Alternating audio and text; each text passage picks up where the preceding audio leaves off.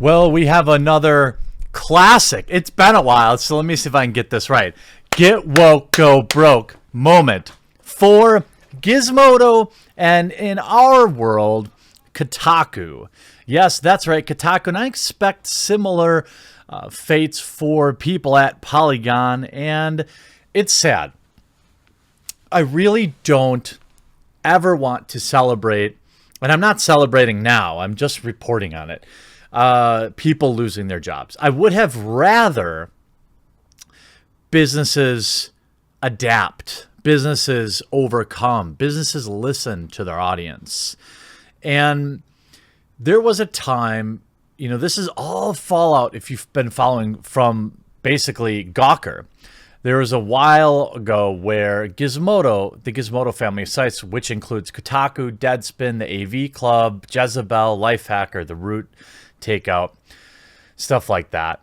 There was a time where they were doing great. They were at one time sold a few years back for $135 million to Univision. News came down earlier this morning, and I've been kind of compiling analysts' opinions on it. Now, I've been a part of a few buyouts, and in almost every situation, they always end up the same. But I didn't want to just use my opinion. I wanted to just do a little research. And the Wall Street Journal is reporting that the companies did not disclose the deal's price, but people familiar with the sales process said they expect Great Hill Partners to pay much less than the $135 million Univision paid in 2016 to acquire the Gizmodo properties. Yikes. What does that mean? Well, that tells us that these sites are significantly less profitable than they were in 2016, something we all probably could have expected. But now, as the Wall Street Journal reports, we know a little more of the truth. Now, in 2017, Gizmodo media sites, which were part of a large Univision unit called Fusion Media Group, generated more than $80 million in revenue. I'm going to guess, but according to a document reviewed by the Journal, still lost $20 million. Can you imagine? They generated more than $80 million in revenue, and according to a document reviewed by the Wall Street Journal, still lost $20 million. Univision took an impairment charge on the Gizmodo Media Group. Now, the company has been sold to an independent buyer, but what do you think is likely to happen? I mean, you can say, okay, maybe Kotaku's the one website that's making money. I doubt it. If you're looking at it, these sites were hemorrhaging money. And according to Tim Pool, who covered this and has covered the media's kind of decision-making process in the mid-2000s, if you were a casual bystander, if you were a casual bystander, you would know that these sites absolutely kind of, quote, picked a side. They became more about activism than reporting on video game journalism, not just reporting on movies because they didn't have anything interesting to say there. They literally made the decision to push left-leaning narratives. This is according to Tim Pool, who worked for Vice when Vice was still good, BuzzFeed, places like that. I trust him. And obviously, in a trust but verify scenario, you can see the hard slant that was pretty much industry-wide with BuzzFeed and Kotaku, Gizmodo. All these sites kind of adopted this far-left ideology rather than, as Tim also aptly points out, content that is more kind of centrist. Content that Tim makes is widely popular. Content that I make is doing okay too, and I'm just one dude in my basement. I want to remind that, just say that number, right? So Mike Network, which has raised more than $60 million in venture funding, meaning people are pouring money into it, but it's not making any of that money, sold to Bustle Digital Media Group last year for only $5 million. They raised more than 60 million in VC over several years and sold to Bustle Digital Group last year for 5 million. Mashable, which was once valued at $250 million, sold to Ziff Davis for $50 million in 2017. Gizmodo made $80 million and still lost $20 million. What do you think that this private equity group is going to do? They're going to come in with a buzzsaw and just... I've seen it before. I've been a part of it. I lost my job to a layoff. I had a day job. They came in one day. They said, hey, great. You got 6 weeks severance. Clean out your desk. That was about a month after we were bought. And by the way, the day we were bought, they were stood in there and told everyone, oh, we're not here to do layoffs. We're not going to do that. No, we want to grow the company. We want to grow the company. We don't want to. Yeah, we're going to lay off 60% of the people. Gizmodo Media Group is sold to a private equity firm, and Univision is out of the English language website business. It seems depressingly precedented, or at least depressingly 2019, but one of the web's original publishing upstarts, a controversial but highly influential company that brought bloggy energy to digital media, valued not long ago at $250 million, is now in the hands of a private equity firm that bought it for the spare change in its couch cushions. The Wall Street Journal, Benjamin Mullen, first reported that Univision is selling Gizmodo Media Group to private equity firm Great Hill Partners, which is creating a new company called Geo Media with the assets of putting Jim Spanfeller, former executive at Forbes.com, and Ziff Davis with some trunk crossover in charge. The price was not disclosed, though Peter Kafka hears it was less than $50 million.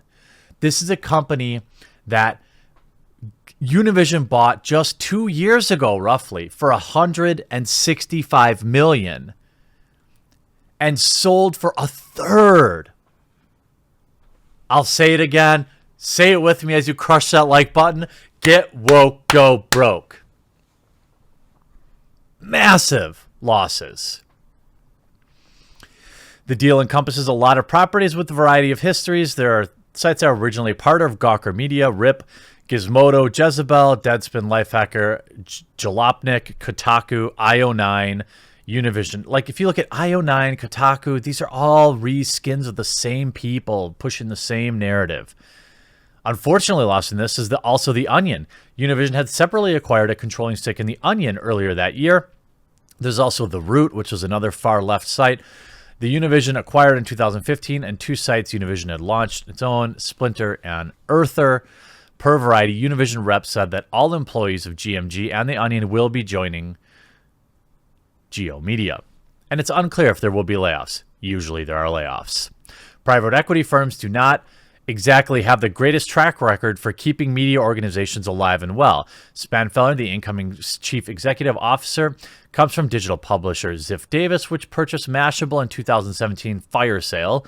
The company promptly laid off 50 people after being outbid by Univision for Gizmodo. Here's what Great Hill managing partner Chris Gaffney, who served on Ziff's board, said, "From our experience across digital media landscape, we know it's not every day that an attractive suite of digital media assets become available with strong brand recognition. But that isn't making any money. I mean, they got this for a steal."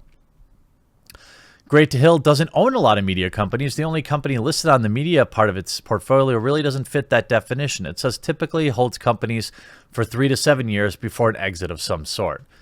Gizmodo Media Group was supposed to be Univision's foray into English language media. Raju Narsetti, the group's CEO from fall 2016 until he left almost exactly a year ago, post-failed IPO, spoke to us about GMG's vision. He said, "If we don't leverage a very strong parent company, then we're doing a disservice. Think of it this way. The BuzzFeeds, the Voxes, the Vices of the world, they're all trying to get into television by partnering with NBC and others. We have the advantage now. We have a strong TV company from the beginning. I absolutely want to leverage that. A lot of the challenge will be simply execution." Gizmodo Media Group sites generated more than $80 million in revenue in 2017, but still lost $20 million. That's insanity. You have some serious overhead issues. If you make 80 million and you're running a business, if I look at it from a purely advertising standpoint, I mean, you're operating at more than double of what the cost you can even support. Mrs. Spanfeller hopes to bolster the company's profit margins from automated or programmatic advertising sales, targeting marketers who are seeking brand-safe content and high-quality audiences that are difficult to find elsewhere. So what does he say? He thinks that they're not selling any ads on their website and that he's going to come in there and, all things equal, we're going to have to say at least sell 20 million in advertising. And that's just to break even. Companies don't run at a cost of 80 million to break even. You want that company's profits to be deep into the 100 millions. Deep.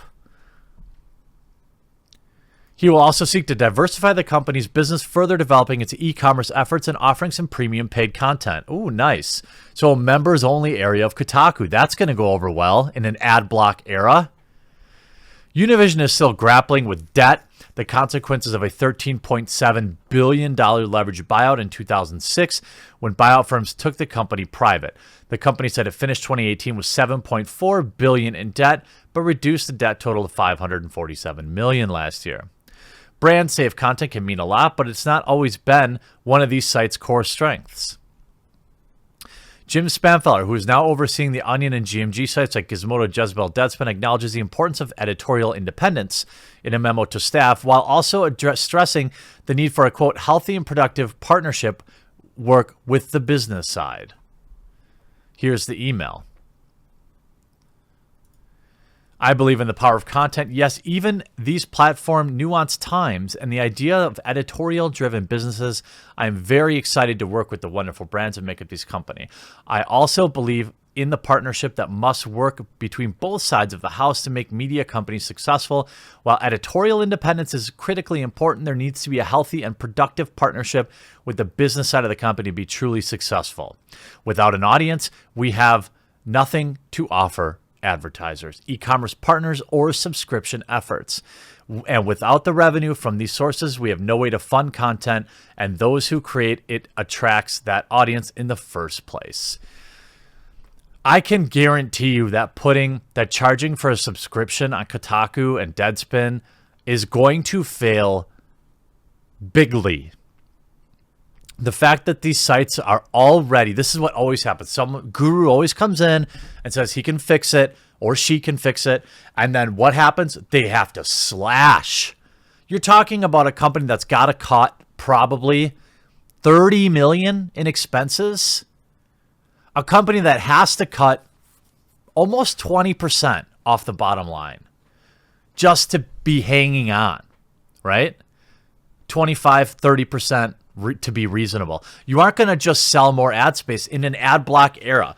You aren't just going to roll out subscription-based services, especially when the people you've been pandering to for the past 2 years live 7 to 1 studio apartment and can't afford it.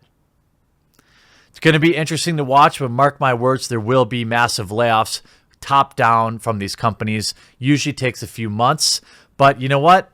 Get woke, go broke. Hopefully, the good ones will find jobs other places. You know, Exclusively Games is always hiring. And that's the news as it stands today. Just another example.